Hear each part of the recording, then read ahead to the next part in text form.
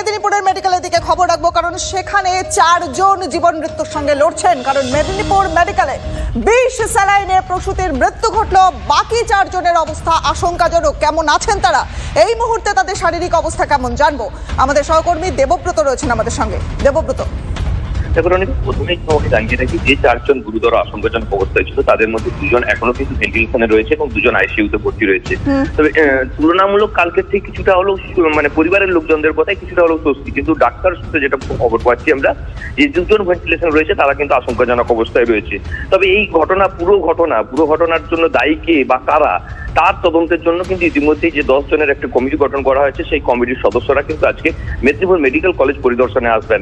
এই যে black listed saline, ফ্রিযুক্ত saline, সেই স্যালাইন মেদিনীপুর মেডিকেল কলেজ হাসপাতালে আসলো কিভাবে, সেই স্যালাইন ওয়ার্ডে গিয়ে রোগীর শরীরে প্রবেশ হলো কিভাবে, এই সমস্ত বিষয় নিয়ে কিন্তু তদন্ত হবে এবং সেই তদন্তের পরে রেজাল্ট কি হয় সেটার দিকে কিন্তু তাকিয়ে থাকতে হবে এবং তার ফলে জানা যাবে যে এর পিছনে আসলে দোষী কারা বা দায়ী কারা।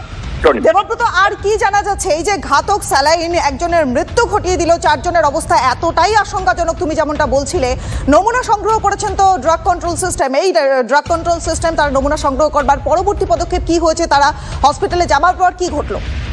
দেখো, পরবর্তী পদক্ষেপ বলতে ইতিমধ্যেই ড্রাগ কন্ট্রোলার পক্ষে জেলা যে ড্রাগ কন্ট্রোলার রয়েছেন তার আধিকারিকরা এসেছিলেন। গতকালকে বৈঠক হয়েছে এবং বৈঠকের পরে সিএমওই বা জেলার মেডিকেল কলেজের প্রিন্সিপাল তারা কিন্তু পরোক্ষভাবে একটা স্বীকার করেই নিয়েছেন যে এই আরএল যে স্যালাইন, সেই স্যালাইনের জন্যই কিন্তু এই ধরনের ঘটনা ঘটছে এবং এর পাশাপাশি যে সমস্ত ওষুধ রোগীদের দেহে প্রবেশ করানো হয়েছিল, ব্যবহার করা ছিল, সেই সমস্ত ওষুধের সমস্ত স্যাম্পল কিন্তু কালেকশন করা হয়েছে এবং প্রত্যেকটি জিনিস কিন্তু ল্যাবরেটরিতে পাঠানো হচ্ছে এবং ল্যাবরেটরি থেকে রেজাল্ট কি আছে সেটা কিন্তু দেখতে হবে এবং সেদিকেই নজর রাখতে হবে। একেবারেই দেবব্রত, রেজাল্ট কি আসে সেদিকে আমাদের নজর থাকবে। আপাতত ধন্যবাদ তোমাকে।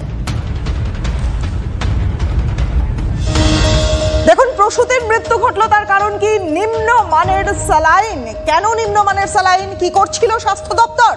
আমরা একটা পুরনো নির্দেশিকা খুঁজে পেয়েছি, আর তাতে দেখা যাচ্ছে যে অভিযুক্ত সংস্থার স্যালাইন উৎপাদন করারই কোনো কথাই ছিল না। তাহলে সেই সংস্থার স্যালাইন মেদিনীপুর মেডিকেলে, সেখানে